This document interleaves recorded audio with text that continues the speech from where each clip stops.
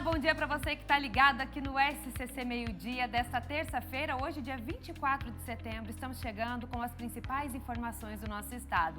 E hoje, na companhia dela, Júlia Matos, seja muito bem-vinda ao Meio-Dia. Bom dia para você. Bom dia, Marister. Obrigada. É um prazer estar dividindo aqui o estúdio com você. Pedir licença para o pessoal de casa, né? A gente vai estar com muita informação de qualidade hoje no jornal, né, Maria? É isso. Algumas boas e outras nem tanto, outras muito tristes. Um grave acidente hoje pela manhã deixou 5 pessoas mortas na BR-280 no norte do estado. Ao vivo, as últimas informações sobre essa tragédia. Estamos na reta final das eleições. O que esperar desse momento aqui no estado, com comentário político da Sol, que daqui a pouquinho ao vivo vai estar aqui com a gente. E na terça do emprego, além das vagas, a gente vai falar sobre os jovens que nem trabalham e nem estudam. Santa Catarina ocupa o melhor lugar no ranking, com o menor número de jovens entre 15 e 29 anos, sem ocupação e sem estudo. A gente te conta tudo na reportagem. Reportagem da própria Júlia Matos, né? Exato, muita informação para vocês, muitos dados bons aqui para Santa Catarina. E no SCC Esporte vocês conferem tudo sobre o duelo entre Corinthians e Fortaleza pela partida de volta das quartas de final na Copa Sul-Americana. Jogão que, claro, vai ter transmissão no SCC SBT, a partir das 9h15 da noite, Marister. E tem também todos os detalhes da previsão do tempo. O calorão continua por todo o nosso estado. Eu vou te contar tudo a partir de agora, aqui no Meio-Dia. Fique com a gente, estamos no ar.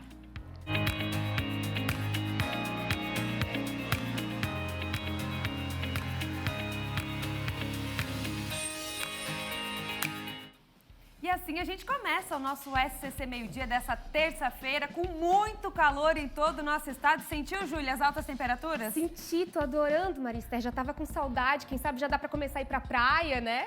Tem até o pessoal falando assim que não é a primavera, é o primaverão que já tá chegando com as altas temperaturas. Já vai espiar o tempo lá fora? A gente tem imagens de Blumenau, região do Vale do Itajaí, as temperaturas subindo, hein? Por lá já tá quente, já passa aí dos 25 graus e essas temperaturas ainda vão subir mais ao longo do dia.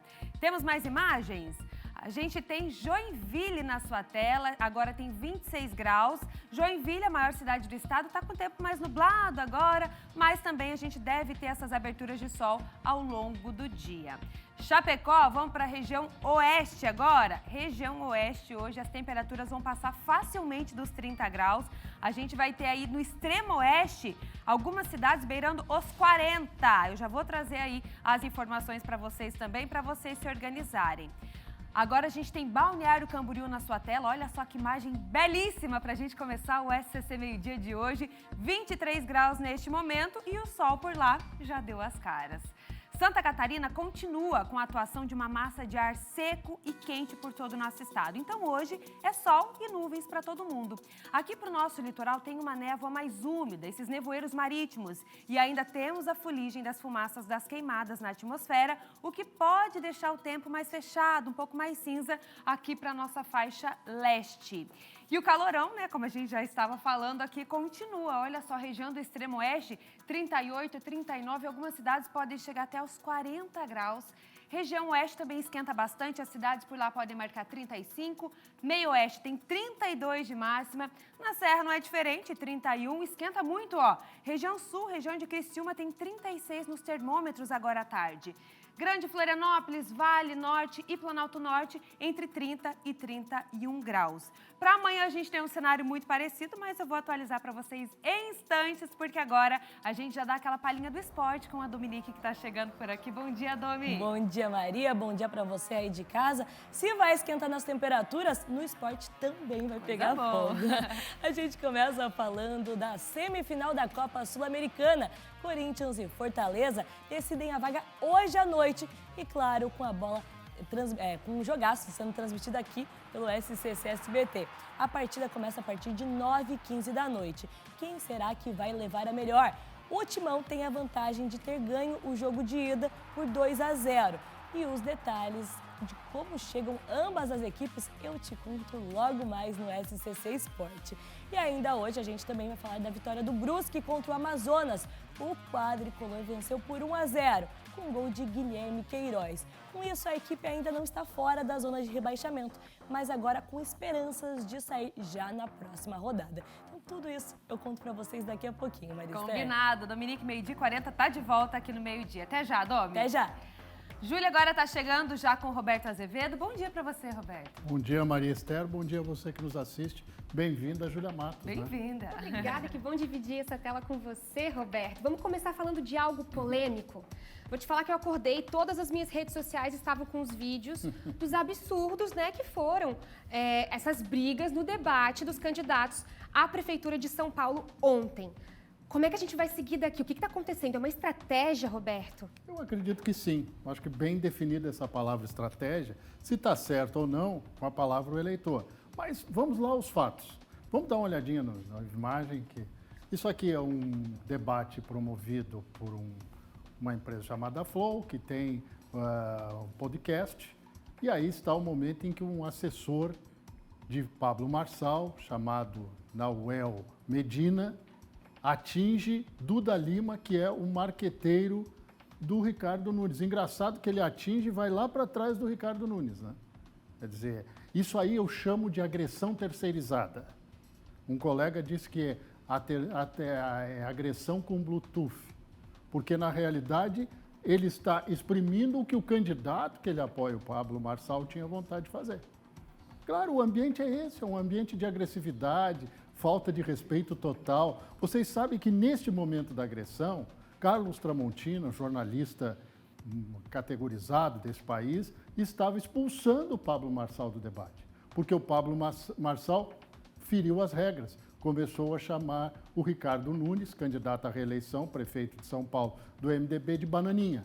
Chamou uma vez, chamou duas vezes, aí o apresentador disse, não, o senhor está expulso de acordo com as regras. Sabe o que era esse momento? Faltavam 10 segundos para as considerações finais. Então, se você acredita em teoria da conspiração, de coisa armada, está na cara.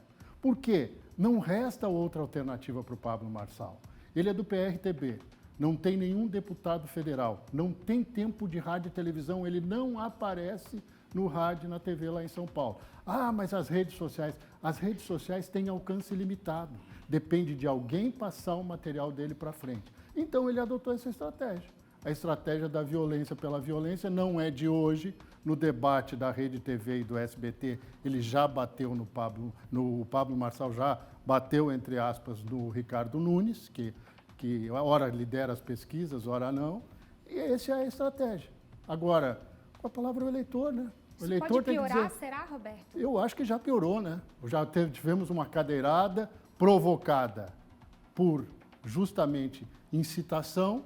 Está errado o seu Datena em ter feito, mas o Pablo Marçal ficou batendo nele o tempo inteiro.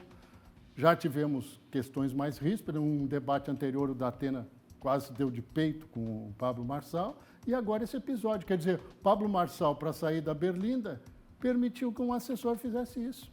Quer dizer, era fim do debate. Porque ele diz, o assessor, na sua defesa, que Duda Lima, marqueteiro de Ricardo Nunes, que aparece ali sentadinho, ele tentou tirar o celular do Nauel e ele se defendeu.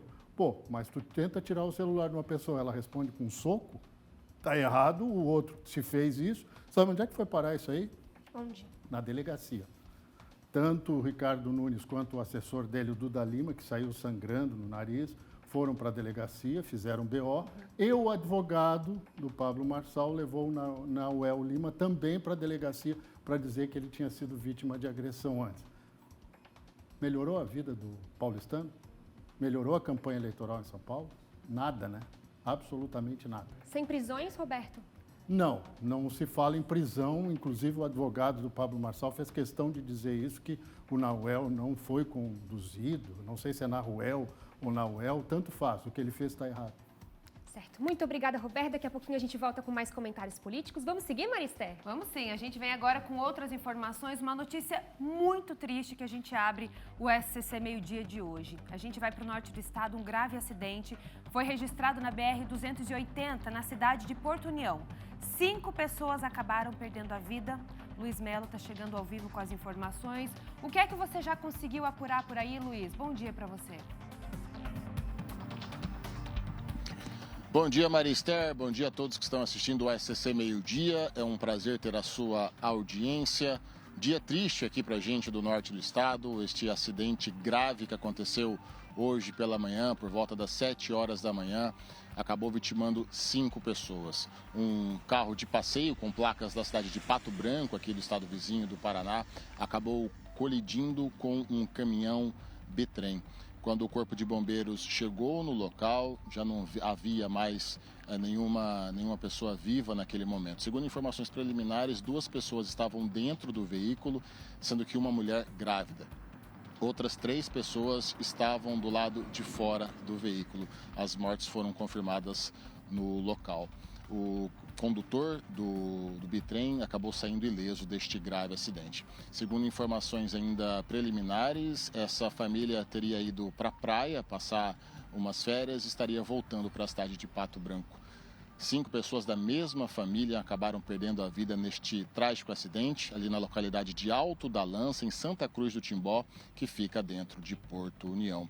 Aos familiares, nós mandamos as nossas condolências desse gravíssimo acidente, um dia triste aqui para o norte do estado, Marister.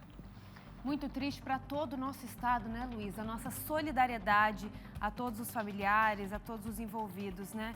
Toda essa família que vai sentir muita falta dessas 5 pessoas que perderam a vida nesse acidente. Obrigada pelas informações.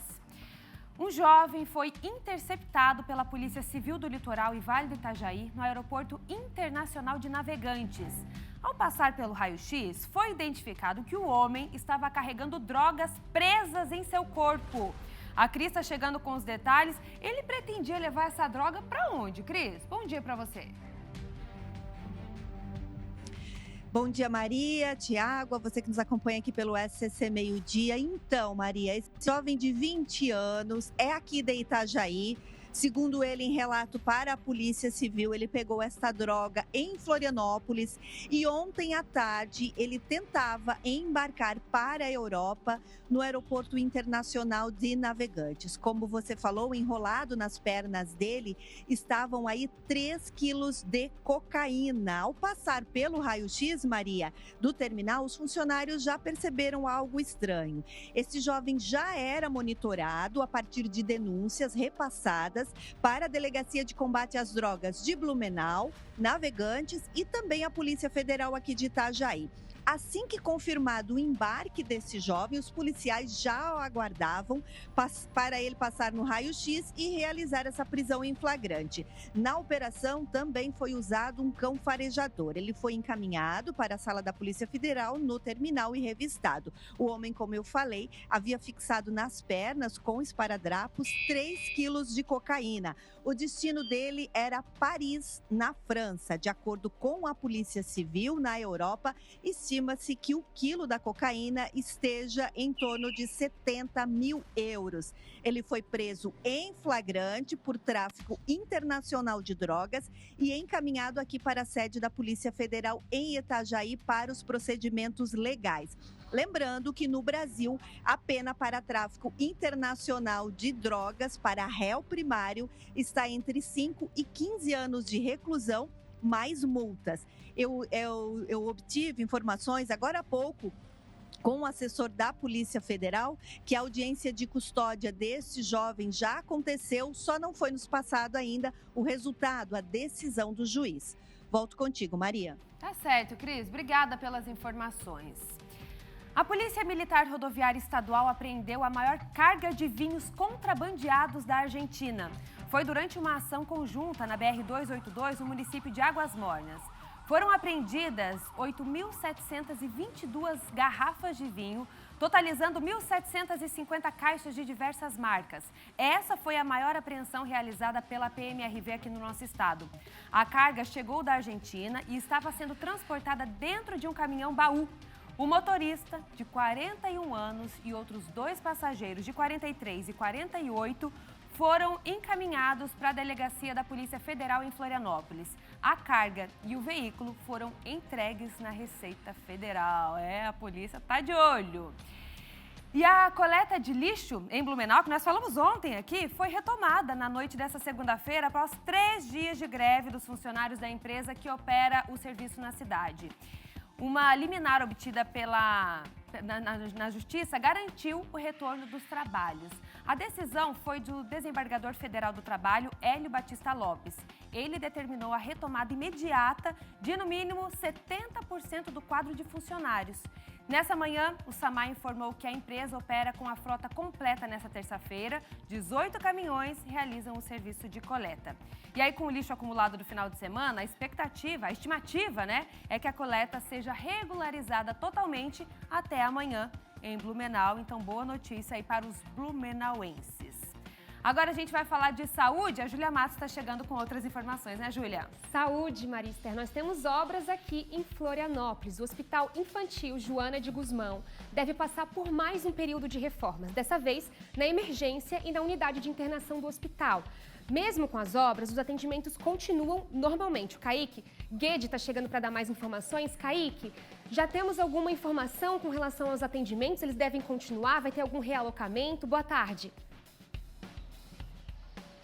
Olá, Júlia, olá, Maria, e a todos que assistem o SCC Meio Dia, um forte abraço. Eu falo diretamente do Hospital Infantil Joana de Guzmão, que fica em Florianópolis, mas é referência para todo o estado de Santa Catarina, e neste momento os atendimentos continuam normais por aqui, o que deve acontecer até novembro, quando as obras estão previstas para terminarem, segundo a Secretaria de Estado da Saúde. O que está acontecendo por aqui? Portanto, a emergência e a unidade de internação C, lembrando que unidade de internação é popularmente conhecida como enfermaria, né? Elas estão passando por melhorias e, segundo a administração do hospital, esses serviços têm o objetivo de consertar algumas questões que estavam com problemas aqui no hospital infantil. Entre as medidas que serão adotadas estão troca de pisos, forros, armários e vidros,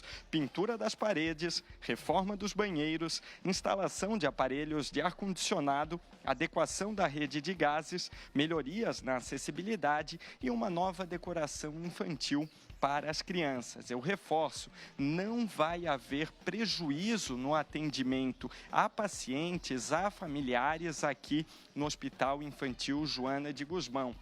A situação, ela continua normalmente, né? Então, as crianças estão recebendo atendimento neste momento, porque, segundo a administração do hospital, as obras elas foram divididas em 3 fases. Então, algumas unidades foram realocadas, colocadas em outros setores, para que elas não precisassem parar o seu funcionamento. Portanto, tudo, entre aspas, normal aqui no Hospital Infantil. O atendimento ele continua, mas obras, melhorias estão acontecendo para a população. Volto com vocês aí no estúdio. Obrigada, Kaique. O mais importante é que esses atendimentos continuem, né? Daqui a pouquinho a gente volta com você com mais informações aqui em Florianópolis. A gente vai seguir agora falando sobre saúde, mas agora a saúde da prefeita de Trombudo. Lá na Central, ela segue internada na UTI do Hospital Regional de Rio do Sul. Ela teve uma perna esquerda amputada por causa de uma complicação em decorrência de uma trombose. O PC tem mais informações, está vindo com a gente agora. PC em Blumenau, direto para falar com a gente com relação a essa condição da saúde da prefeita. Como temos? O que a gente tem hoje para falar sobre ela, PC? Boa tarde.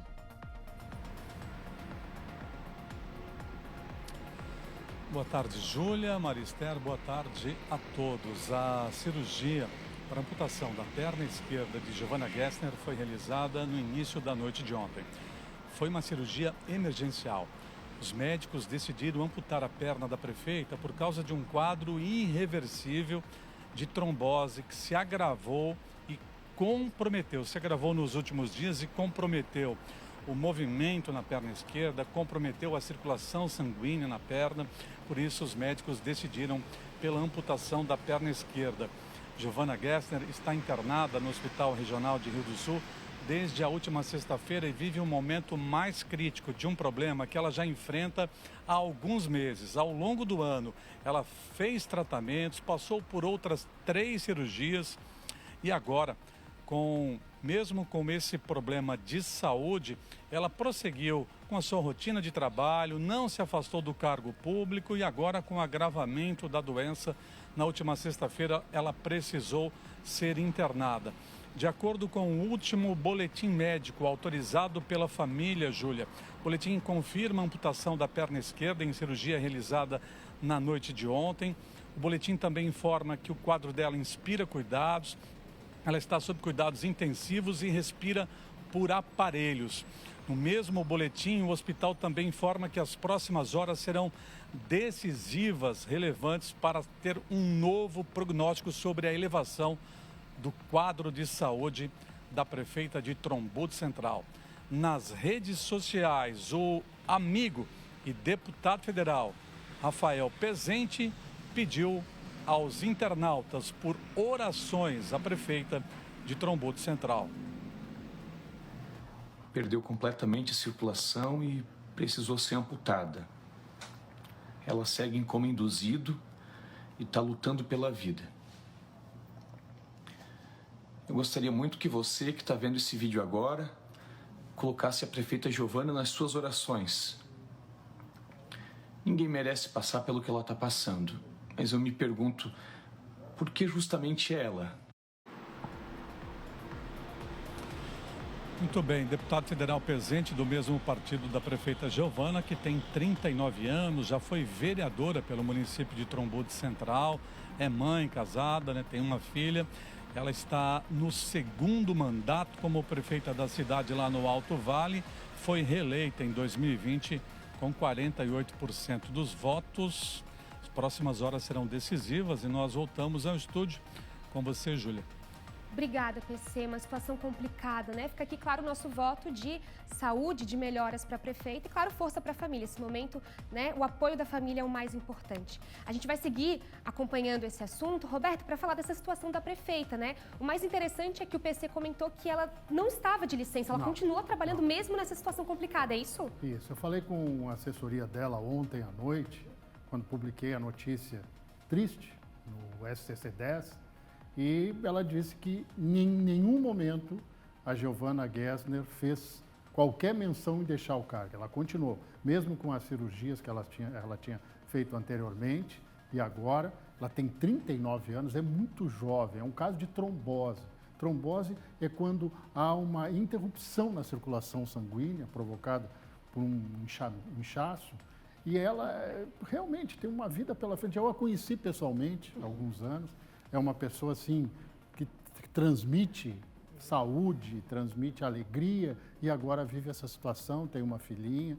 O MDB realmente está consternado, mas a sociedade lá, a cidade de Trombudo Central, que fica muito próximo de Rio do Sul, está realmente num caso muito triste, porque ela estava encerrando o segundo mandato dela. O vice-prefeito da cidade é candidato a prefeito, já foi 2 vezes vice-prefeito na chapa dela, também há um outro candidato do PL, são 2 apenas disputando a prefeitura lá, e a cidade está muito triste.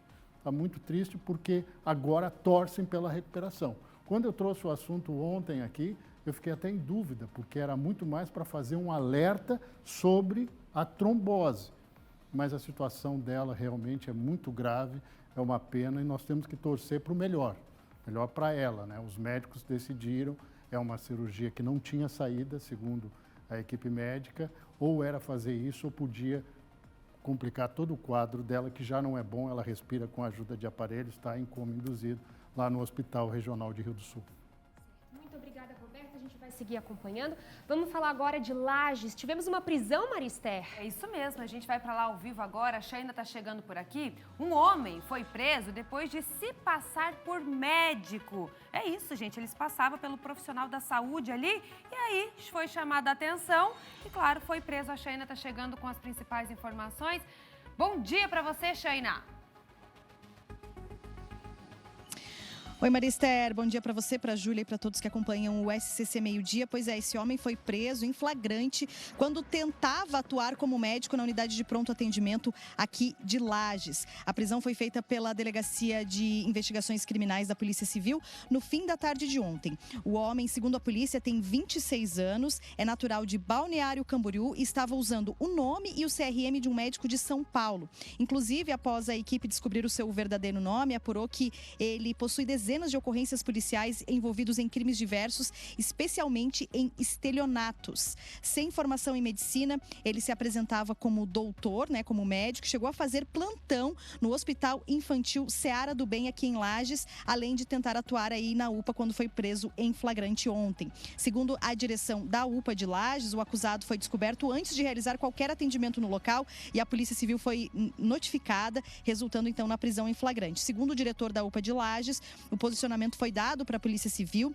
Então, ele foi identificado antes de qualquer ação e aí a direção entrou em contato com a polícia, né? O Hospital Infantil Seara do Bem divulgou uma nota esclarecendo que esse foi um incidente isolado que aconteceu no último domingo, dia 22 de setembro, que envolveu esse estelionatário que se passou por médico e que não reflete o histórico da instituição. O plantão atípico em questão foi caráter único, né? Teve como objetivo a avaliação técnica do CRM apresentado, uma vez que o homem não possuía cadastro no hospital nem acesso ao sistema.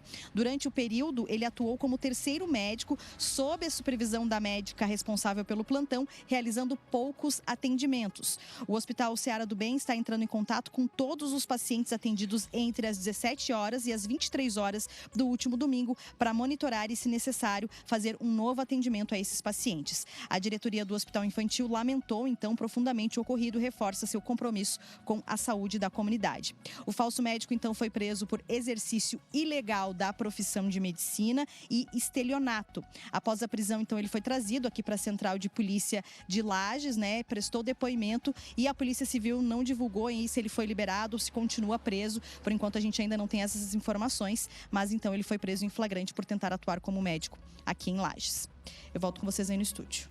E o perigo que isso representa para a comunidade, né, Shane? Imagina a pessoa vai lá em busca de um procedimento, de um atendimento profissional e é atendido por um falso médico, sabe-se Deus lá, né, o que ele pode passar de medicamento errado, enfim, procedimento, exames, enfim, que bom que foi preso, né, e agora está sob os cuidados aí da polícia. Obrigada, viu, Shane, pelas informações.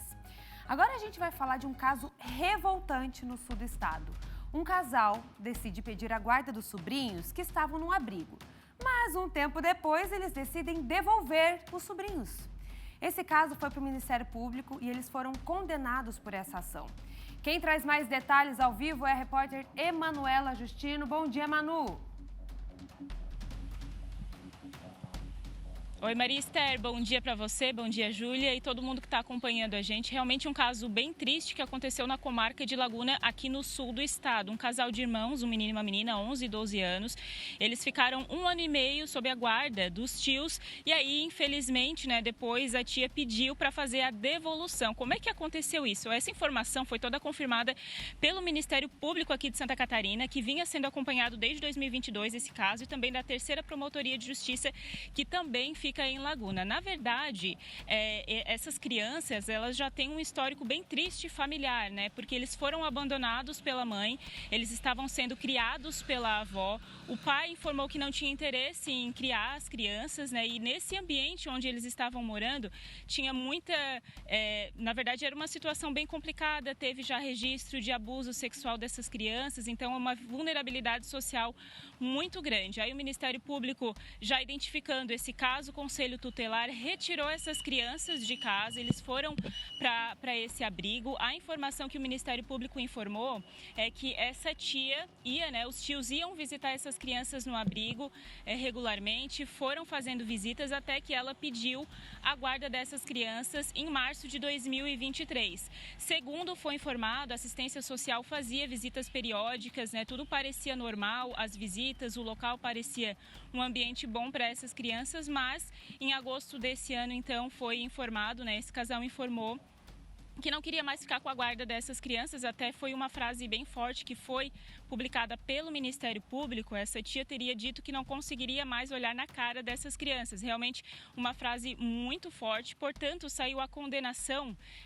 dessa tia, né, desses tios, esse casal, o pagamento de 15% de um salário mínimo por mês a cada uma das crianças, ou seja, né, 30% para os dois, e também o Ministério Público abriu um pedido de indenização por danos morais a eles com valor não menor que 25 salários mínimos. Essa decisão do Ministério Público do pedido de indenização está sendo avaliado ainda pelo Judiciário. Segundo foi informado também, né, a psicóloga do Ministério Público, além de do trauma que já existia pela questão da vulnerabilidade da família, acaba sendo ainda pior, né, pela segunda vez essa rejeição familiar da devolução para esse abrigo. A gente segue acompanhando aqui, segundo o Ministério Público, quando foi informado pelos tios, né, que eles queriam devolver essas crianças para o abrigo, eles deram várias alternativas, várias opções para que eles continuassem na casa, porque era o homem, a mulher, né, o casal e também os filhos desse casal e essas duas crianças, mas eles não aceitaram nenhuma dessas alternativas que foram dadas pelo Ministério Público e fizeram essa devolução para o abrigo. A gente segue acompanhando por aqui, mas não deixa de ser um caso muito triste, né? Tem esse caso de indenização, mas com certeza o trauma psicológico, o trauma emocional é muito grande, né, Maria? Volto com vocês no estúdio. Muito, muito, Manu. A gente fica pensando, né, como é que está a cabeça dessas crianças neste momento, né? O que é que elas estão passando, os sentimentos, o emocional delas. A gente vai agora conversar. Obrigada, Manu. A gente vai conversar com o Roberto Azevedo, ele vai comentar um pouco toda essa situação revoltante, né, Roberto? Olha, eu vou dar uma notícia muito triste, mais triste que isso aí, se é que pode existir. Não é um caso isolado. Vão nas escolas, principalmente nas escolas públicas. Vão nas casas-lares, que cuidam de crianças até os 18 anos, de lares desfeitos. Vamos exigir o pátrio poder nesta hora, mas a paternidade e a maternidade responsáveis, porque o ato original é você destituir o pai e a mãe dessas crianças do ato de criá-los. Depois vem a questão dos avós, que também abandonaram, e os tios por último. Quer dizer, é uma cadeia. Como é que um indivíduo pega uma criança e diz depois, não quero mais? Como um móvel que quebrou, um aparelho que não funciona mais. Não é assim. Não pode existir. A indenização é uma saída, mas não é a solução. Cria outro problema.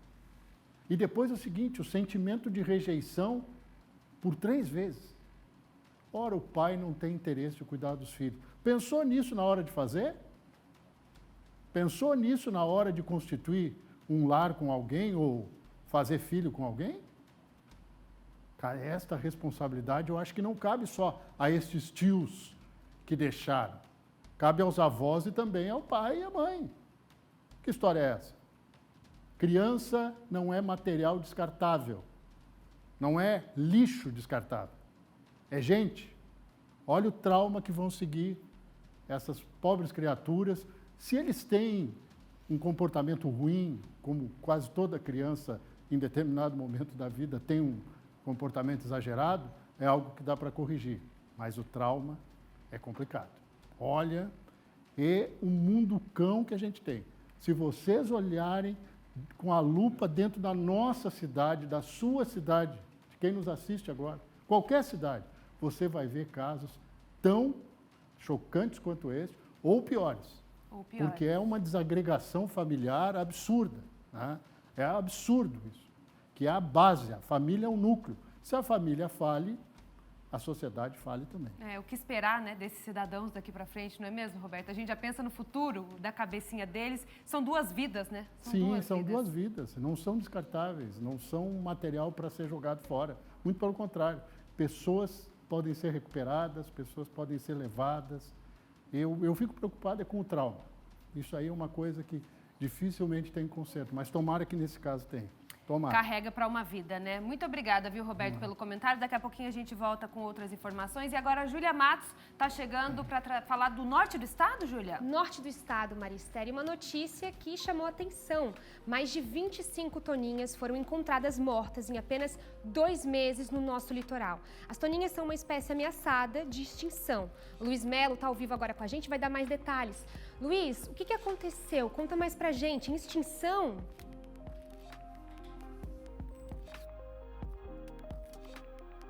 Pequeno golfinho que está em extinção e essas 26, mais de 25 no caso, são 26 espécies foram encontradas aqui no litoral norte do nosso estado, mais precisamente em São Francisco do Sul, Itapoá e Balneário Barra do Sul.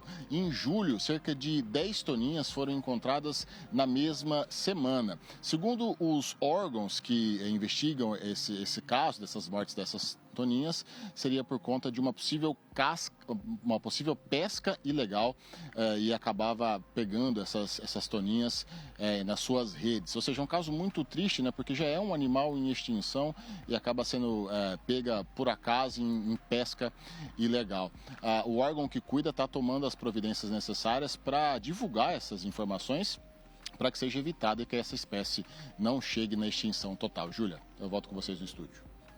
Obrigada, Luiz. A gente vai seguir então com as informações. Cerca de 1.000 estudantes devem visitar o Parque Farroupilha durante essa semana em Chapecó. Eles vão conhecer um pouco mais a tradição e a cultura gaúcha. As visitas ocorreram na parte da manhã e à tarde. O repórter Felipe Bastos foi conferir uma dessas visitas agora pela manhã, olha só. E a gente veio acompanhar na manhã de hoje os estudantes da escola Zita Flack do 8º ano, que estão aprendendo um pouquinho também da tradição e da cultura dos gaúchos. A Suzana está por aqui, vai contar mais detalhes para a gente, né, Suzana? Desse trabalho que é feito aqui no acampamento Farroupilha, ao longo da semana, muitos estudantes ainda vão passar por aqui. Bom dia. Bom dia. Então, a gente considera, enquanto à frente do Departamento Cultural aqui da Associação Parque Farroupilha, a importância e a relevância de estar trazendo, então, os alunos do Educandário de Chapecó para participar dessa atividade cultural. Porque, para além das festividades que a gente tem aí de todos os dias, às noites, grandes artistas passando pelos palcos aqui do parque, a gente considera de extrema importância estar trazendo os alunos da nossa escola. Nós vamos ter essa semana alunos da escola da rede municipal, da rede estadual e da rede particular, né? E a gente vai estar passando, então, um pouco sobre a cultura, sobre a tradição, sobre o porquê dessa festividade. E é muito bacana essa troca que a gente traz de fazer essa conversa com esses alunos. Até aí, mais ou menos, 1.000 alunos devem passar por aqui. As visitas começaram ontem, vão até a próxima sexta-feira. Tem toda uma logística também que é preparada, né? Lembrando que os estudantes vêm até aqui, é tudo de graça, ou seja, a associação fornece tudo para eles também. Como que é trabalhar e fazer essa logística toda, Suzana? Então, a gente tem grandes parceiros, né? A destacar a Autoviação Chapecó, que nos fornece os ônibus gratuitamente para fazendo o deslocamento das crianças até o parque. Eles vêm aqui, nós temos palestrantes, colaboradores também que vêm participar dessa atividade. A gente dá o lanchinho para as crianças, então é um conjunto de forças para a gente proporcionar essa atividade cultural, onde as crianças vêm tudo de forma gratuita, é só uma organização mesmo, né? É bem legal, né? Você aprende a dançar, você aprende a ter mais respeito com os mais velhos, é bem legal, na verdade. É bom que ele está explicando ali sobre o Dia do Gaúcho, da semana. O acampamento Farroupilha está completando já 20 anos. Que nem ele estava falando ali sobre a cultura ali da bota e coisa. Que nem eu não sabia de nada, tipo... Venho aqui há mais de já 10 anos, a gente tem um barraco aqui tudo, achei bem legal, questão que nem um amigo meu já falou, a explicação está sendo bem interessante sobre tudo que ele está falando, está fazendo bastante sentido já, e querendo ou não já é um melhor aprendizado para nós da escola. Esse foi um pouquinho das visitas dos estudantes aqui no Parque Farroupilha, lembrando mais uma vez que a 20ª Semana Farroupilha aqui de Chapecó vai até o próximo domingo, shows todas as noites e a entrada aqui no parque é de graça. Voltamos ao estúdio. Conhecendo a tradição gaúcha. Valeu, Bastos!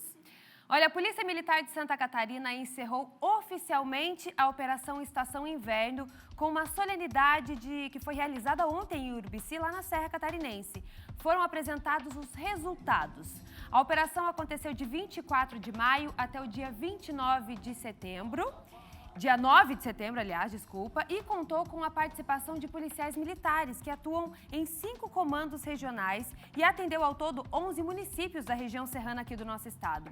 Nesse período, houve uma redução nos índices de criminalidade com relação ao ano passado. Então, olha só, diminuiu 18% nos casos de roubo, 5% nos furtos e ameaça e 11% nos casos de lesão corporal. O objetivo da operação foi proporcionar um ambiente seguro e hospitaleiro para os visitantes na alta temporada de inverno. A gente falou muito, né, do Estação Inverno aqui no SCC Meio-Dia. A gente vai dar uma olhadinha agora lá no portal SCC10. A Júlia Matos está chegando por aqui. Estou esperando vocês para falar sobre o SCC10, esse portal. Toda a equipe está desde de manhãzinha já atualizando o portal para vocês, sempre informação de qualidade e a todo momento. A gente tem vários destaques aqui. A gente falou, por exemplo, hoje da situação da prefeita de Trombudo Central. Temos aqui algumas informações importantes. Eu vou puxar aqui para vocês. Da Deolane a gente fala daqui a pouquinho, viu? Vou puxar aqui para vocês sobre a situação do Voa Brasil. Aliás, TRE, vamos falar um pouquinho sobre as eleições?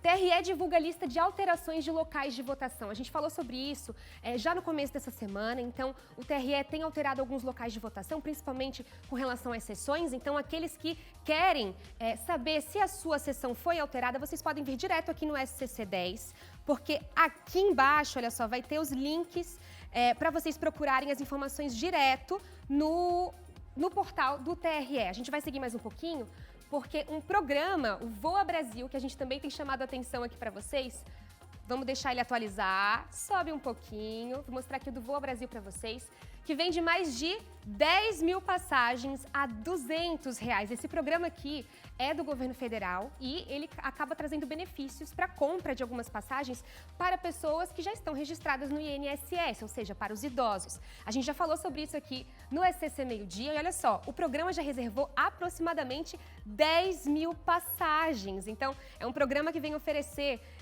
passagens por até R$200, então é um benefício super bacana para o pessoal. E esse programa deve seguir por mais um tempinho, inclusive trazendo esses benefícios para todos aqueles que querem dar uma viajada, querem aproveitar. A gente vai para o intervalo e daqui a pouquinho a gente está de volta aqui no SCC Meio-Dia, viu? Fica aí que a gente já volta.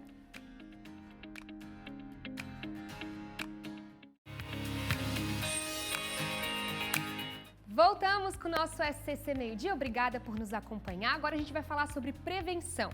O Hospital Universitário da UFSC promove nesta terça-feira ações de conscientização e testagem para as hepatites B e C, causadas por vírus e que podem prejudicar de forma crônica os órgãos do corpo. O Kaique Guede está ao vivo com a gente, vai mostrar como é que acontece essa ação. Serão quantas testagens, Kaique? Conta pra gente.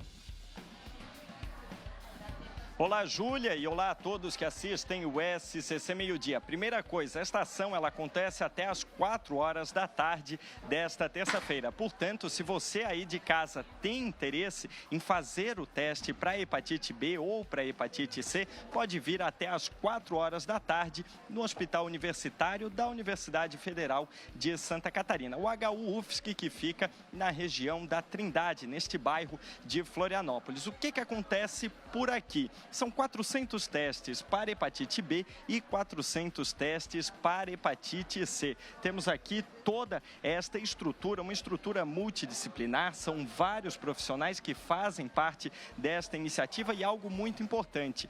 Por mais que o teste ele aconteça aqui nesta mesinha, então a pessoa faz um cadastro, depois vem aqui, faz o teste, só que o resultado ele vai ser dado em uma sala separada. Ali naquele cantinho ficam as lâminas, né? Com o reagente, demora aí aproximadamente de 5 a 15 minutos para tudo ficar pronto e a pessoa em uma sala privada recebe o resultado, independentemente de ser positivo ou negativo. Aqui comigo o doutor Joel, responsável por esta iniciativa. Doutor, eu gostaria que o senhor falasse sobre esta importância da prevenção, porque ela está dentro do espectro do Setembro Verde. Então, relaciona isso, por favor.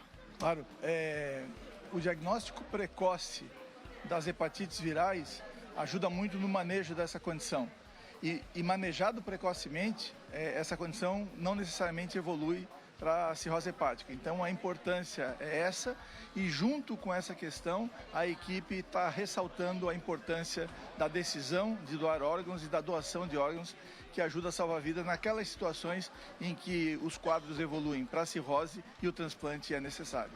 Lembrando que em setembro acontece uma grande conscientização por meio da campanha Setembro Verde relacionada à doação de órgãos e tecidos. Então eu peço que o senhor fale sobre o que é isso. Não tecnicamente, é claro que a maioria, se não todos que assistem, sabem o que é a doação, mas é de uma forma sentimental. Ela, de fato, salva vidas e mexe com famílias inteiras, não é mesmo? Exatamente.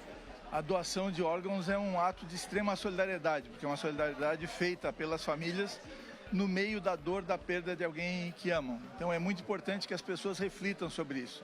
E se elas querem ser um doador, que elas comuniquem sua família.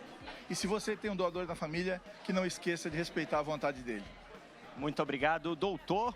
O recado está dado. E lembrem-se, até às 4 horas da tarde, 400 testes para hepatite B e 400 testes para hepatite C estarão sendo oferecidos de forma totalmente de graça no HU UFSC. É com vocês aí no estúdio. Obrigada, Kaique. Coisa boa. Prevenção, 800 testes. É bom lembrar até às 4 da tarde. Agora é hora de oportunidades. É claro que eu estou falando da Terça do Emprego.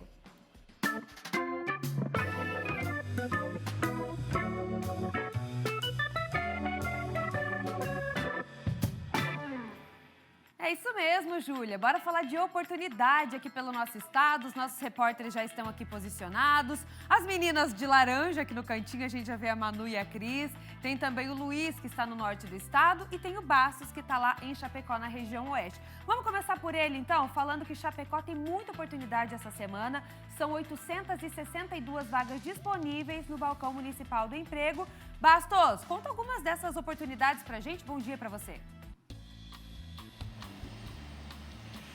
Bom dia, Maria Esther. São então 862 vagas em pelo menos 371 empresas aqui do município.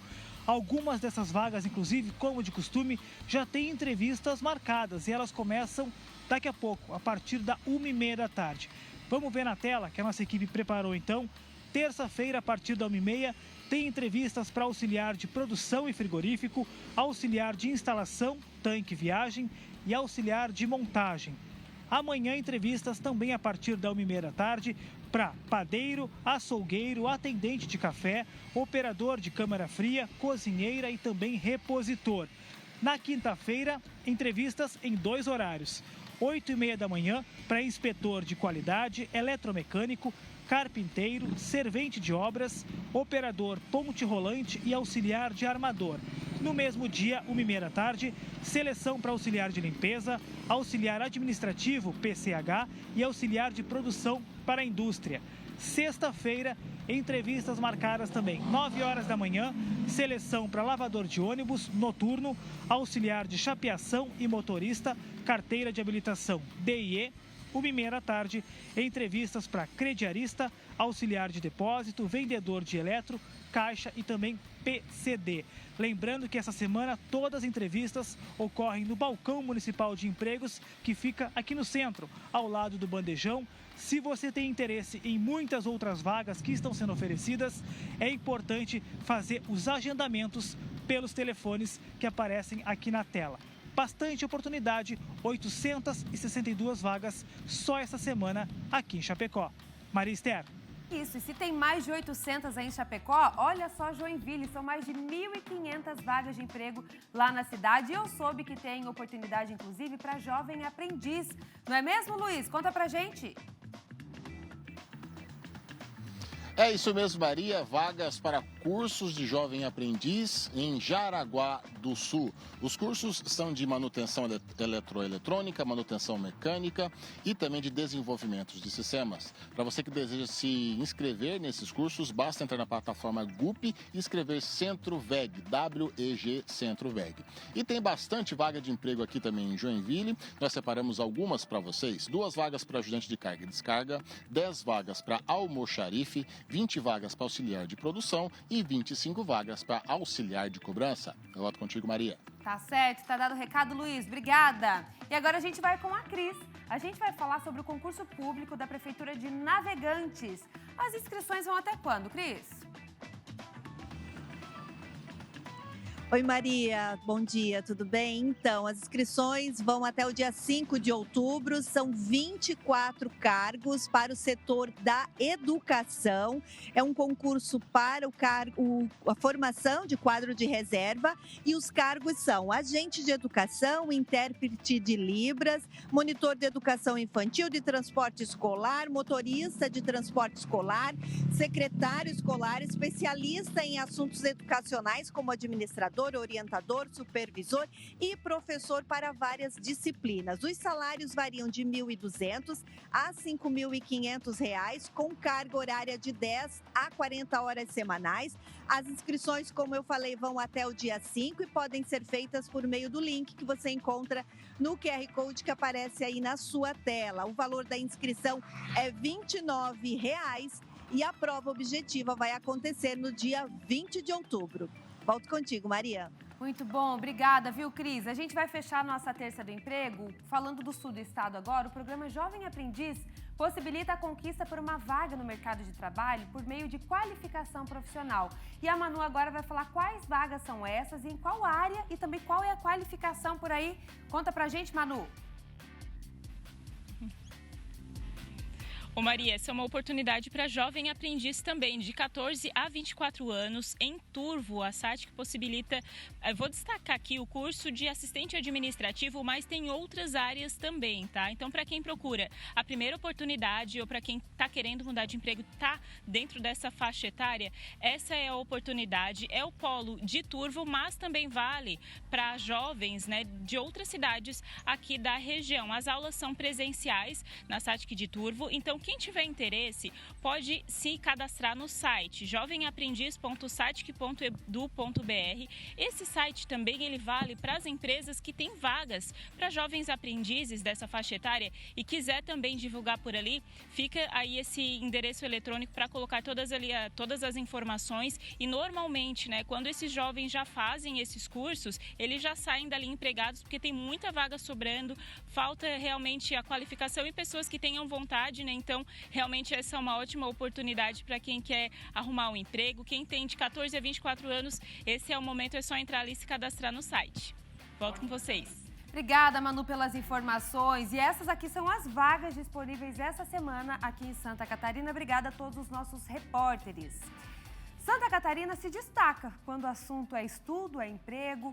Os novos dados da Pesquisa Nacional por Domicílio mostram que o número de pessoas sem ocupação e sem estudos é a menor do país. 11% de pessoas entre 15 e 29 anos nessa condição. No Brasil, só para vocês terem uma noção, esse número chega a 26%, então aqui é muito menor. Você vai ver agora na reportagem. Tainá luta para conciliar trabalhos e estudos. A jovem de 25 anos trabalha com assessoria de comunicação e estuda produção multimídia. Além do home office, eu não trabalho período integral. Então, eu acho que isso facilita, né? Até pela flexibilidade de estar em casa, flexibilidade de horário. Eu acho que isso torna as coisas um pouco mais tranquilas, mas ainda assim tem toda essa dinâmica de ajustar o horário de trabalho, às vezes precisar ficar mais no trabalho, mas também não deixar de estudar porque precisa fazer as coisas da faculdade. Compartilhar o apartamento com uma amiga ajuda com as contas no final do mês. Para Tainá, o esforço de conciliar estudos e trabalho é recompensador. Eu sinto que veio muito dessa necessidade de estar em movimento também, de trabalhar, poder comprar minhas coisas, poder me sustentar. E a jovem entra para as estatísticas.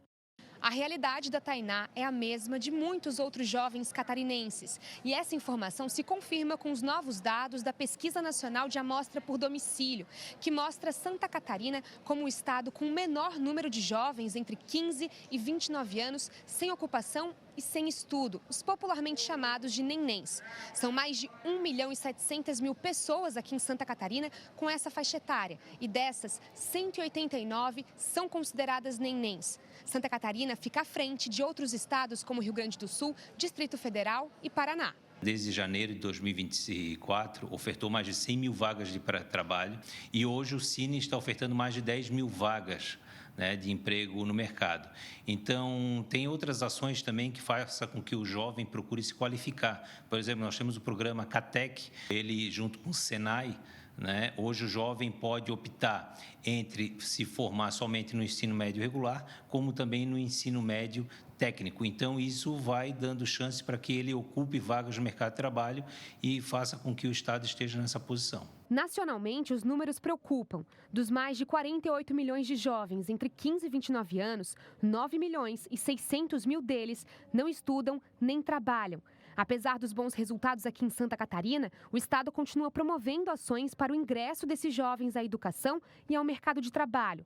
De acordo com especialistas, a melhor porta de entrada para uma carreira profissional. Os jovens que eles conseguem iniciar, como num programa de estágio para jovem aprendiz ou num programa de estágio já na faculdade, eles já vão se desenvolvendo, então eles vão aprendendo conhecimentos técnicos, claro, que são bastante importantes, assim, né, de serem desenvolvidos no início da carreira, mas também outros aspectos de vida, então eles vão ganhando visão sistêmica, eles vão ganhando repertório e isso favorece eles no mercado de trabalho mais para frente. A união dos setores de educação e aqueles que oferecem espaço no mercado de trabalho, como tecnologia, indústria e informação, é essencial para manter Santa Catarina na posição atual. Nós elevamos até agora para em torno de 30 mil jovens fazendo cursos técnicos e o nosso desejo é que agora com as reformas do ensino médio nós possamos chegar aí a mais de 100 mil jovens fazendo cursos técnicos, sejam nas escolas dos estados, do estado ou nas escolas onde nós estaremos com os novos editais lançados agora ainda este ano, comprando vagas, seja do Senai, do SESI, das instituições comunitárias. A gente tem que inovar, tem que cada vez melhorar mais e criar mais programas que tragam o jovem, né? O jovem que está hoje fora do mercado de trabalho, também fora do estudo, que a gente dê disponibilidade para eles de inovação para que eles voltem para o mercado de trabalho e também voltem para o banco escolar. É uma carga horária alta, né? Quando a gente pensa em curso, faculdade e trabalho. É uma jornada maior do que de um profissional CLT, mas ela acaba sendo essencial e talvez é isso que vai fazer diferença. Daqui a 5 anos vai ser bastante importante ter passado por esse momento para o profissional que você almeja ser lá na frente. Vamos seguir então falando agora com a Sol. Seja muito bem-vinda, Sol, para falar sobre a reta final das eleições.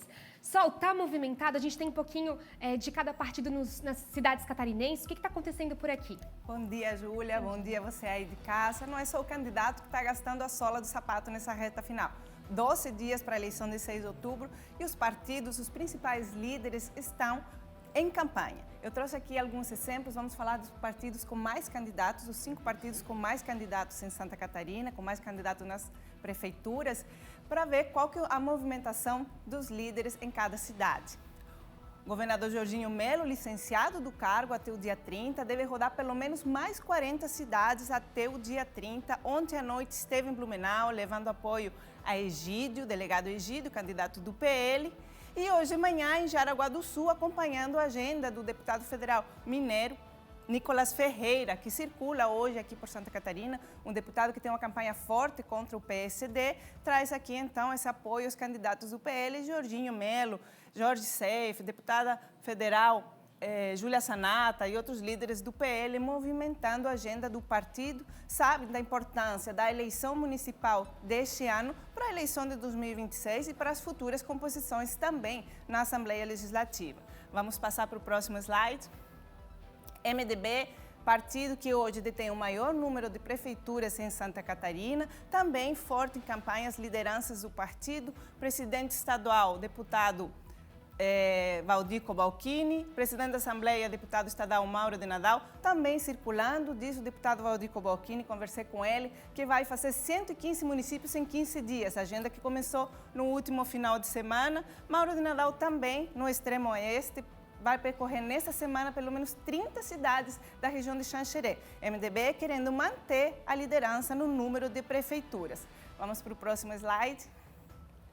PP, progressistas, né? Esperidião Amin, senador Esperidião Amin, também em campanha, deve estar hoje em Jaraguá do Sul, levando apoio à candidata do PP em Jaraguá. Percorre também essa semana novas cidades, tentando aí manter o PP, que é o terceiro partido em número de candidatos às prefeituras municipais, também mudando, né? Passando por todas as cidades para tentar aí manter um bom número de base nos municípios. Vamos para o próximo slide.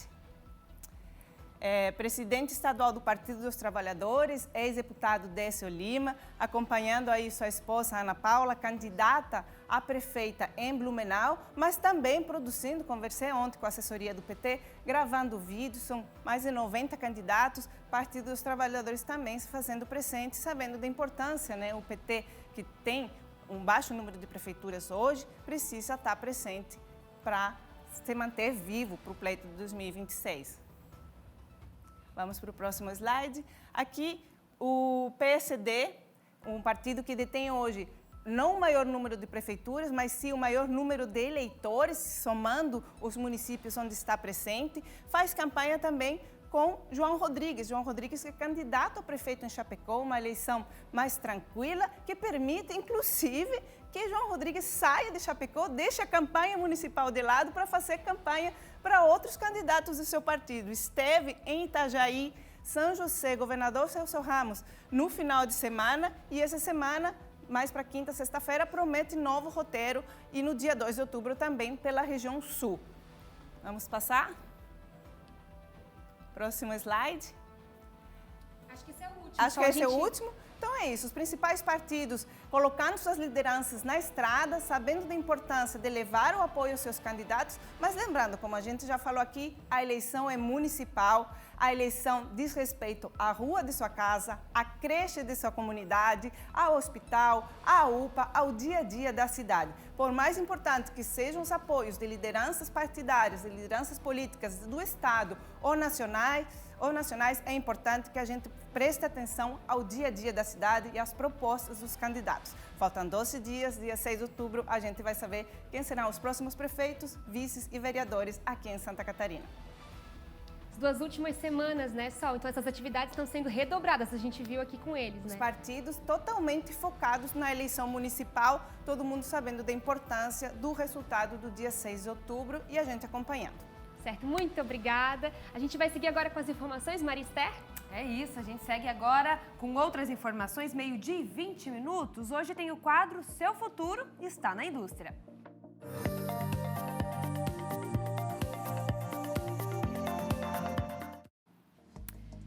Na terceira reportagem da série, a nossa equipe foi até Brusque para contar histórias de quem encontrou em uma empresa têxtil o caminho para vencer no mercado de trabalho e da vida.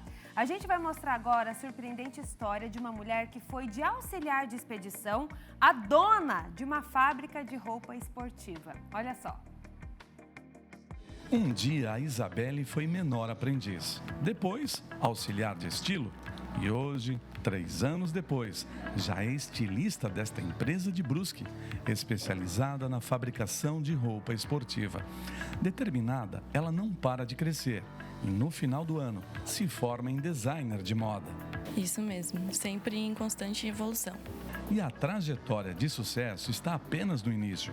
A menina que sonhava em ser pediatra e que hoje cria novas coleções de moda, agora está focada em desenhar um futuro dentro da indústria e faz planos. Me desenvolver cada vez mais na minha carreira profissional para atingir cargos maiores, como a coordenação de uma equipe, até mesmo dentro da indústria.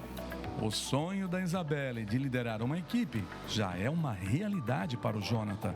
Ele ocupa um cargo de chefia, mas antes de ser coordenador, começou como um simples auxiliar de expedição. Era trabalho de chão de fábrica, né? Trabalho braçal. Aí fui passando pelos setores, né? Comecei na expedição, fui para a parte de recebimento, impressão de etiquetas. Em pouco tempo, ele mostrou talento para uma outra área e ganhou uma oportunidade para cuidar da manutenção dos computadores da empresa. Foi uma das diretoras, né? Ela identificou em mim essa aptidão por conseguir mexer em computador, ter essa aptidão, né? Então ela me convidou para fazer parte para mudar de função. E com a crescente demanda por inovação e tecnologia, Jonathan viu que era possível ir mais longe.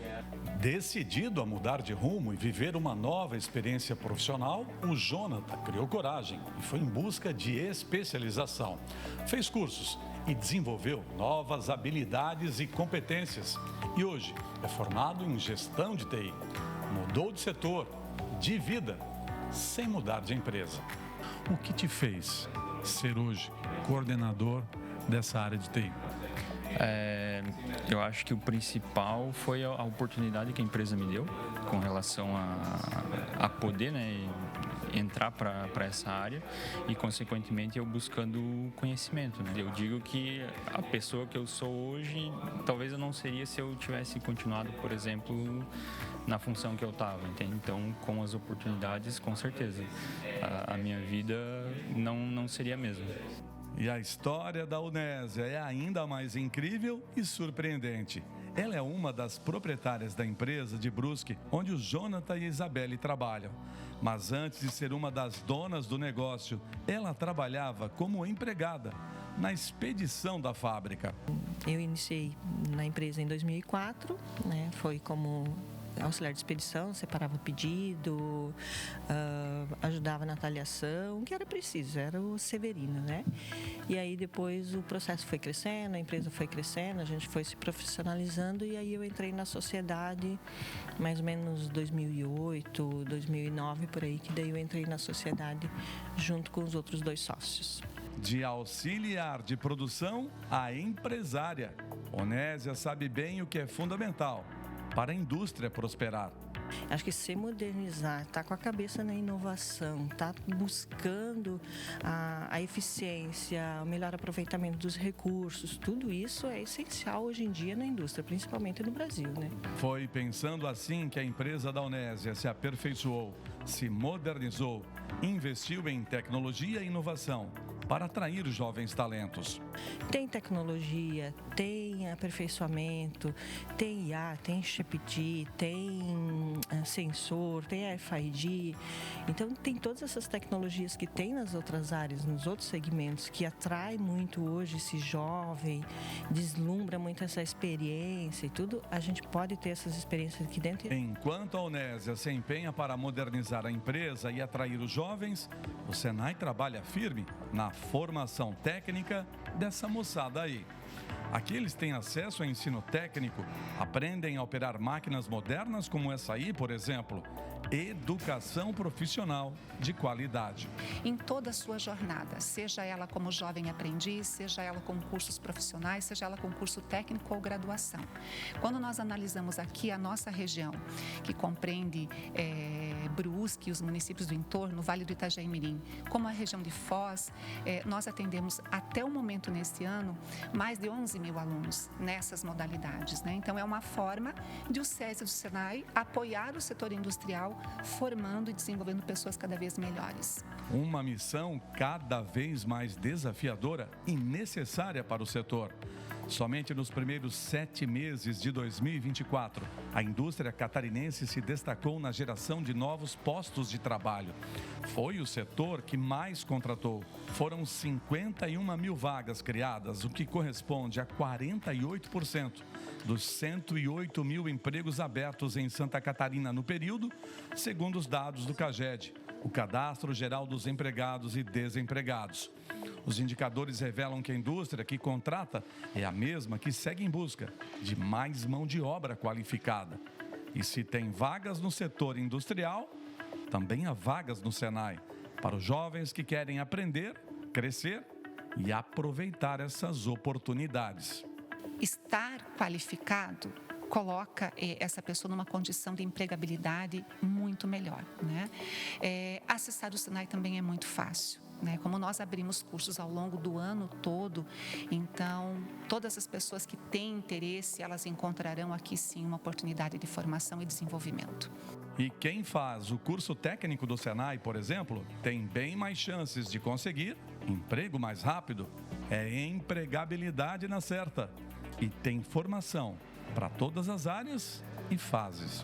E se pensarmos numa trajetória ideal, o curso de Jovem Aprendiz é o curso de entrada e ele pode seguir sua jornada de formação profissional fazendo um curso profissional, um curso técnico e sucessivamente depois uma graduação, uma pós-graduação.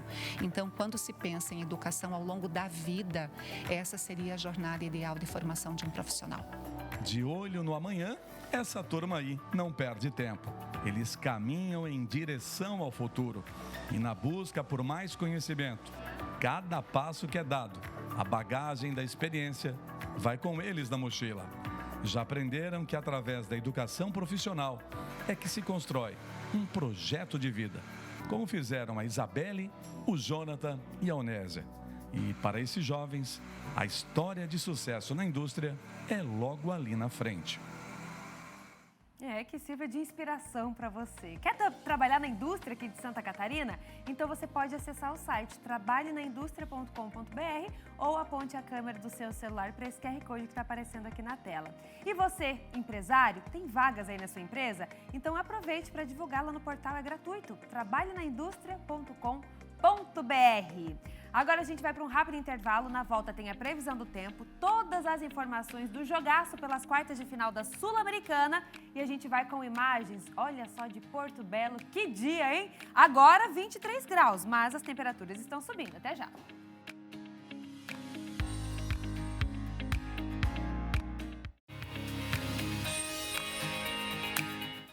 Estamos de volta com o SCC Meio-Dia. Agora, meio-dia e 33 minutos, a gente vai direto para a previsão do tempo.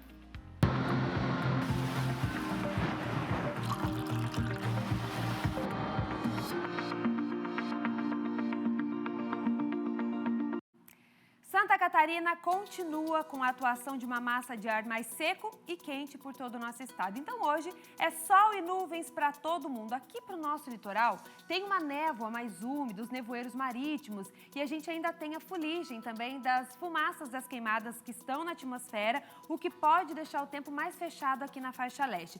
O calorão continua, como vocês podem ver, esquenta ainda mais na região do extremo oeste. Os termômetros por lá podem chegar a 38, 39, 40 graus no dia de hoje. O oeste tem 35 graus de máxima, meio oeste tem 32. Vindo aqui para a Serra também esquenta, a máxima é de 31. Agora olha, sul do estado, região de Criciúma tem 36 nos termômetros. E aqui para a região da Grande Florianópolis até o norte do nosso estado, a gente fica também entre 30 e 32 graus de máxima. E amanhã, o tempo quente e seco continua predominando. Então, novamente, é sol para todo mundo. No litoral tem condição de nevoeiros e fumaça e as temperaturas lá em cima, as máximas próximas e até acima dos 30 graus aqui no nosso estado, chegando novamente a 40 graus no extremo oeste catarinense. Lages, região da Serra, mínima de 16 e máxima de 30. Joinville também com esse solzão ao longo de toda a quarta, chega nos 30. Blumenau já sobe um pouquinho mais, chega a 31. Floripa amanhã a gente tem 32 de máxima, com algumas nuvens também, junto com o sol. Criciúma, sul do estado, chega aos 35 e Chapecó tem 37 graus de máxima. Eu vou continuar hoje a previsão dando uma passadinha aqui no espaço SCC10, porque a gente tem um alerta do INMET para hoje. Então, atenção, você que está aí acompanhando a previsão do tempo aqui no meio-dia. Baixa umidade deve atingir várias regiões do país nessa terça-feira, prevê o INMET, inclusive região sul do Brasil, que pega Santa Catarina. Então, eles têm aí, gente, esse aviso que, baixo risco de incêndios florestais, mas orienta a ingestão de líquido e evitar a exposição ao sol e atividade física nas horas mais quentes do dia. Então hoje, lembra de tomar muita água, vai fazer exercício, espera o sol baixar um pouquinho mais, vai no final do dia, né? Você que já foi mais cedo já está garantido também, mas lembre-se de tomar muita água, porque hoje a gente tem esse alerta de baixa umidade no ar aqui em Santa Catarina. Previsão do tempo para vocês, agora a gente vai falar de esporte. Vamos lá?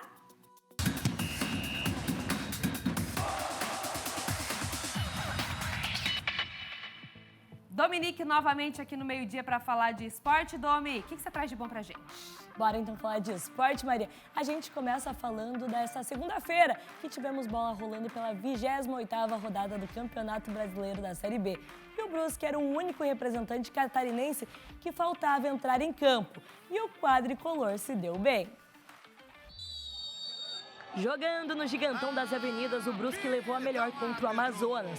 O quadricolor foi pra cima já na primeira etapa para tentar marcar, mas o time do Vale acabou parando nas boas defesas do goleiro Marcão, na falta de pontaria ou até mesmo nessa bola na trave de Guilherme Queiroz. No segundo tempo, o Marreco manteve a pressão e Guilherme Queiroz conseguiu balançar as redes. E terminou assim em Itajaí. Brusque 1, Amazonas 0. Após o jogo, o técnico Marcelo Cabo falou da importância deste resultado. E a gente teve o controle do jogo. Eu acho que os primeiros 20 minutos foi muito bom. A gente poderia já ter aberto o placar. Depois eles equilibraram o jogo, né? Mas assim, sem contundência de ter intervenções do Matheus. E aí a gente vai para o intervalo, consegue corrigir algumas ações que a gente precisava. A gente estava criando muito até chegar ao último terço, mas o último terço, precisava um pouquinho mais de tranquilidade para que acontecesse o que aconteceu no gol. Mas o importante é que a todo momento a gente teve o controle do jogo. Tá aí então o Brusque vencendo o Amazonas. Para dar aquela espiadinha na tabela de classificação, com essa vitória, o Brusque passa agora para a 17ª colocação com 29 pontos. É importante a gente destacar que na próxima partida, no próximo confronto, se o Brusque vencer, ele já pode sair da zona de rebaixamento e encostar ali na Chapecoense, que está na 14ª colocação.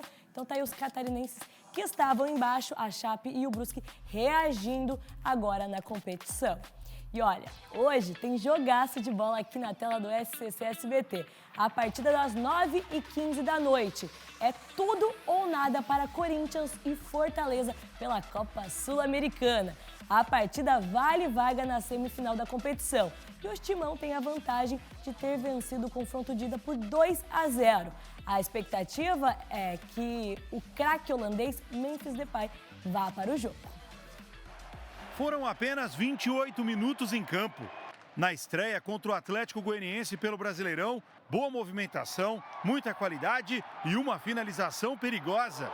Mas ele revelou, ainda no sábado, uma dorzinha no tornozelo que causou preocupação.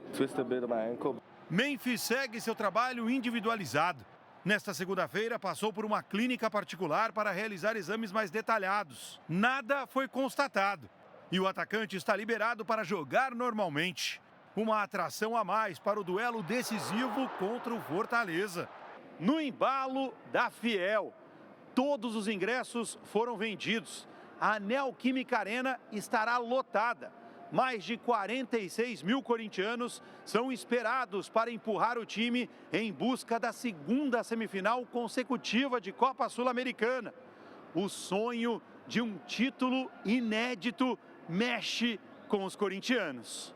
Após vencer a primeira partida por 2-0, o Timão pode até perder por um gol de diferença para avançar no torneio. Agora é só fazer a lição de casa. Independentemente de quem joga, se o Memphis, Yuri, Garro, Romero, eu quero que o Corinthians vença e saia da situação e ganhemos o título, né? Que isso aí vai ficar para a história.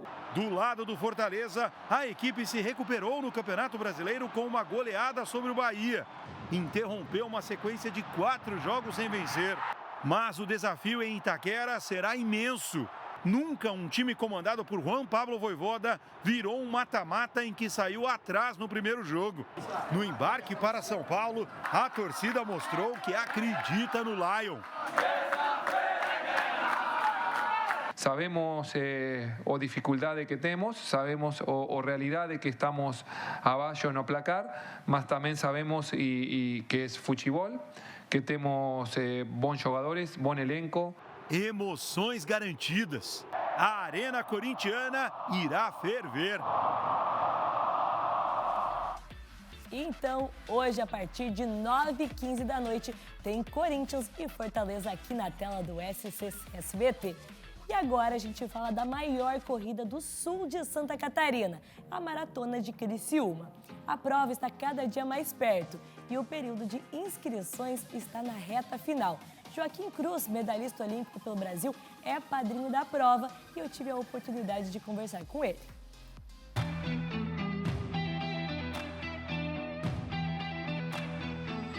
Hoje nós estamos aqui tendo o prazer de receber Joaquim Cruz, que é medalhista olímpico pelo Brasil, ex-atleta, e está aqui hoje para falar sobre a Maratona de Criciúma 2024. Ele que é o padrinho dessa prova, um prazer te receber e a gente quer saber a importância para você de ser padrinho dessa prova importante aqui para o sul do estado. Obrigado, Dominica. Tem muito tempo que a gente está trabalhando nesse projeto, né, na construção da minha ida até até Criciúma para prestigiar essa maratona, mas temos 10 anos que a gente está trabalhando nesse projeto e parece que dessa vez vai acontecer.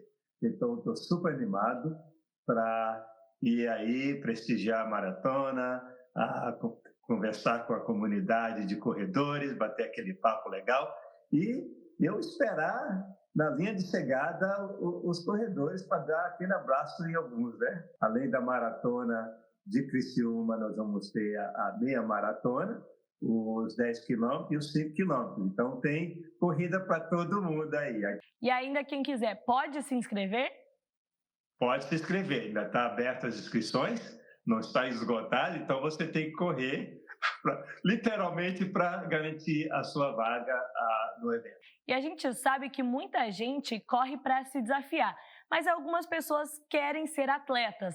Que conselho você daria para essas pessoas? Olha, o conselho é o caminho é esse, é participar. Tá? A gente tem, o primeiro passo é você começar a se dedicar para poder participar. Cuidar do corpo, se dedicar, a seguir uma disciplina de corredor, a disciplina de treinamento e alimentação e participar o máximo possível desses eventos. Obrigada, Joaquim, pela nossa conversa. E você vai estar aqui presente na maratona?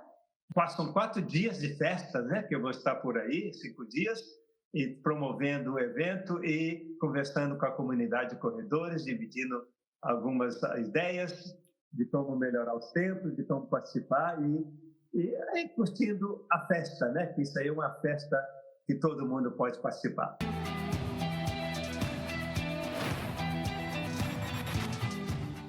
Então tá aí a super maratona de Criciúma, viu, Maria? Você vai participar, Dominique? Olha, ainda não sei, mas as inscrições estão finalizando, tem que decidir logo. Tem que correr, valeu. Maratona eu não vou, né? Mas o 5 você já vai. 5 eu já vou. Então, olha, vamos torcer pra Dominique participar e depois contar pra gente como foi. Valeu, Domi. Eu volto no Tá Na Hora, Santa Catarina. Até depois. Até. A gente vai agora para um rápido intervalo e tem imagens de Florianópolis. Vamos dar uma espiada na capital lá fora? Por aqui a gente ainda tem a cobertura de nuvens, o nevoeiro e a fumaça, mas já tem 24 graus nos termômetros. Até já!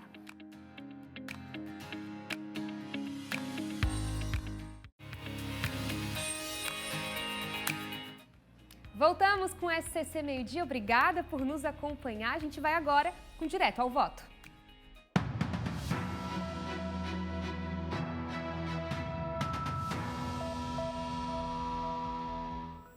Vou chamar o Kaique Guede mais uma vez aqui para o jornal com informações sobre as alterações do local de votação. Kaique, é isso? Tem uma lista, então, com as alterações do local de votação? Como que a gente consegue trazer essa informação para o pessoal?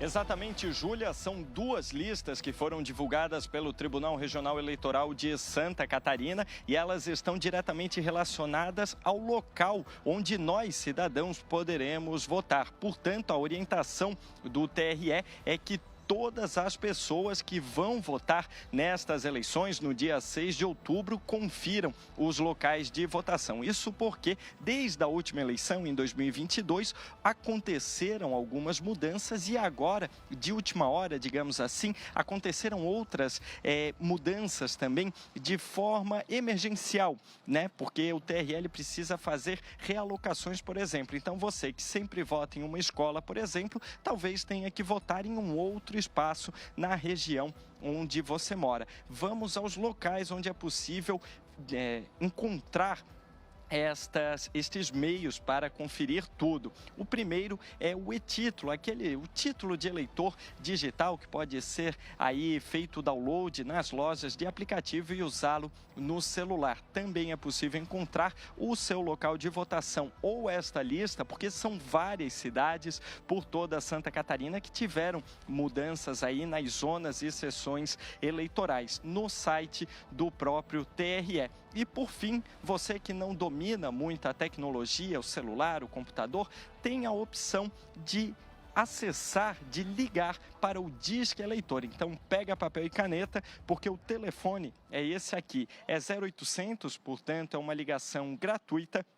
0800 647 3888. 0800 647 3888. Lembrando, qual é a importância de saber o local de votação? É porque nele é o único local onde nós poderemos exercer este direito, exercermos nossa cidadania. Portanto, o local de votação já está atualizado. Em qualquer ferramenta que você procurar esta informação, já vai ter o local onde deve votar no dia 6 de outubro. Volto ao estúdio. Obrigada pelas informações, Kaique. É sempre bom estar informado e, claro, dentro da lei eleitoral. As eleições estão chegando. Vamos agora para Itajaí. Os motoristas que circulam entre bairros de Itajaí devem manter a atenção redobrada essa semana, Maria. É isso, porque um trecho, Júlia, da rua José Pereira Liberato, que liga vários bairros da cidade, vai estar interrompido. E é por isso que a gente vai chamar a Cris agora com as principais informações, os horários. Passa tudo para a gente e para os motoristas, Cris.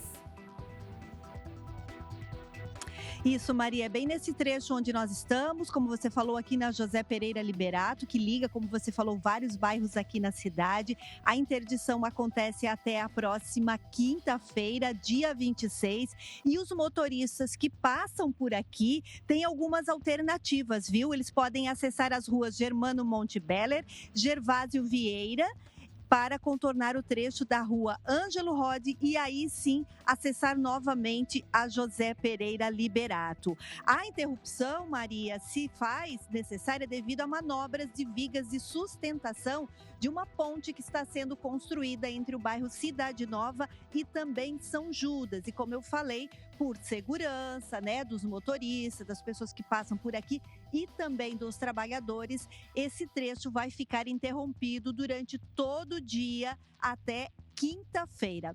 Volto contigo, Maria. Obrigada, Cris, pelas informações direto de Itajaí. Um alerta aí para os motoristas. A gente segue falando de trânsito, né, Júlia? Continuamos com alertas também para os motoristas. Os trechos sul da BR-101 aqui em Santa Catarina devem passar por um período de obras. A concessionária responsável vai interromper alguns trechos, o que deve causar lentidão no trânsito. A Manu Justino está ao vivo com a gente e vai trazer também os detalhes. Manu, teremos trechos então interrompidos? Como é que vai ser para os motoristas daí? Oi, Júlia. O áudio está um pouquinho baixo aqui para mim, né? Não consegui entender a sua pergunta, mas o pessoal que pretende passar pelo trecho sul da BR-101 aqui no sul do estado tem que prestar atenção porque foi divulgada pela empresa responsável que faz a administração algumas obras que vão acontecer em alguns trechos, né? Como, por exemplo, recuperação de asfalto e outras obras também.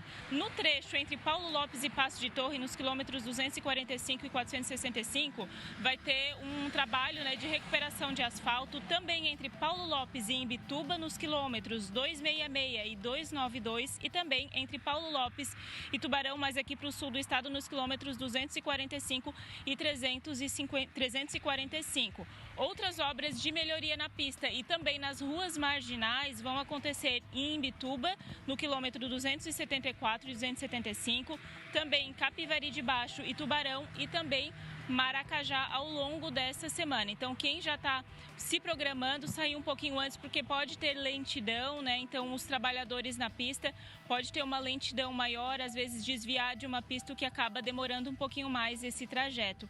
Ao longo de outras partes da BR-101 aqui no sul do estado, também eles vão fazer a manutenção que sempre é feita, corte de grama, poda de árvores, que pode também causar ali uma lentidão um pouco maior. Então, o motorista deve se programar aqui no sul do estado, no trecho sul da BR-101. Volto com vocês. Obrigada, Manu. É importante, então, que os motoristas já fiquem ligados, pensem em rotas alternativas, até porque aqui, Maristela, a gente tem visto muitos acidentes de trânsito, né? Então, a gente pede atenção. Exatamente. Os alertas estão aqui para vocês. Agora a gente vai subir a serra, viu, Júlia? Porque essa semana está sendo realizada em todo o país a 18ª edição da Primavera dos Museus. Já mostramos a programação aqui pela região da Grande Florianópolis. É um evento organizado pelo Instituto Brasileiro de Museus e que esse ano tem como tema acessibilidade e inclusão. Em Lages, o Museu Histórico Tiago de Castro também está participando. Vamos então para lá para saber mais um pouquinho sobre essa programação? Xânia, conta pra gente o que está acontecendo por aí. Que lugar legal onde você está, me conta! Oi, Júlia, Maria Esther. Pois é, eu tô aqui no Museu Tiago de Castro, aqui em Lages, os corredores aqui históricos, né? Porque o prédio já é histórico. E aí, aqui conta um pouquinho da cidade, tem objetos antigos, muitos documentos, muita coisa que conta a história da nossa cidade. E essa semana aí, na Semana da Primavera dos Museus, então, tá acontecendo uma programação especial por aqui, inclusive com visitas de entidades, né? Como o tema é inclusão e acessibilidade, hoje, por exemplo, vai ter a visita aqui da Associação dos Deficientes Visuais do Planalto Serrano, também do Centro de Convivência do Idoso e escolas, né, da educação infantil aqui de Lages. Além disso, a equipe do Museu Tiago de Castro também vai levar a programação, vai levar a contação de histórias para o Lar Menino Deus, com o objetivo, então, de levar a história da cidade contada pelo trabalho dos museus de Lages. Então, dentro da temática da Primavera dos Museus, então, o Museu aqui Tiago de Castro inclui na agenda atividades com a contação de histórias, teatro, música e a apresentação dos espaços de memória dentro do museu. A proposta da equipe é oferecer as histórias de Lages e contar, né, com bom humor também e com muita criatividade para mostrar para essa turma que vem visitar aqui o museu a história da nossa cidade. Quem quiser mais informações, porque além dessas equipes, né, além dessas entidades que vão visitar o museu aí durante toda essa semana, até o final da semana, o público em geral também pode participar, pode vir visitar o museu, conhecer todo o espaço aqui, tem muita coisa bacana para mostrar. Pode ter mais informações através do telefone 49 3019 74 81. Pode agendar a visita, as outras entidades que quiserem visitar também podem vir visitar aqui a Primavera dos Museus nessa semana até sexta-feira aqui no Museu Tiago de Castro, em Lages. Eu volto com vocês aí no estúdio. Muito bom, Shaina. Obrigada, viu, pelas informações aqui no SCC Meio-Dia.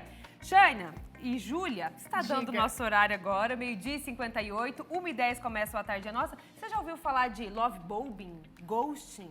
Não, Maria. Esses termos em inglês, o Brasil tem adotado cada vez mais termos assim, São né? termos de relacionamento. Olha agora, só. Usado entre os namorados, ficantes. A gente vai falar sobre isso hoje no A Tarde é Nossa, para o pessoal ficar por dentro dessas atualizações também, né? Muito bacana. Vou te dizer que eu não acompanho, tá? O pessoal tá chegando com novos termos, a rede social também traz outras coisas, né? Não tenho acompanhado, vou assistir. Então assiste, você aí de casa também tá convidado. A gente faz 10 minutinhos de pausa agora para propaganda eleitoral. E 1h10 voltamos. Eu, Dona Maricotinha, Laércio Botega, esperamos vocês no A Tarde é Nossa. Obrigada pela companhia hoje, Júlia. Obrigada, Maria. Amanhã você tá de volta. Amanhã eu tô de volta. Agradecer também vocês que nos receberam nas suas casas, nos seus trabalhos, né? Daqui a pouquinho a gente tá de volta. É isso. E a gente vai agora pro intervalo. Até daqui a pouco. Tchau, tchau.